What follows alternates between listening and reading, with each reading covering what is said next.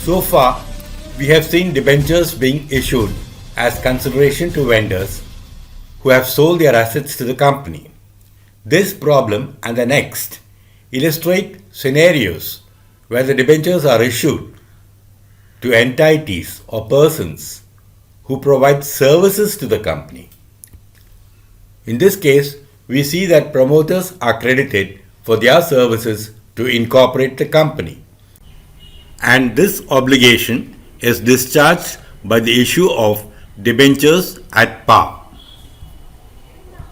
Similarly, entities engaged in endorsing or generally backing or supporting the issue of securities are credited with underwriting commission.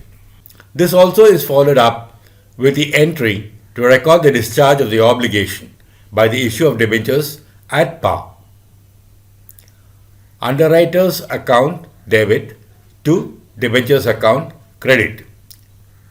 At the close of the year, entries are passed to write off these expense accounts by transfer to the statement of profit and loss account. The closing entry reads as statement of profit and loss account debit to incorporation expenses account credit to underwriting commission account credit. Both these expense accounts are thus closed.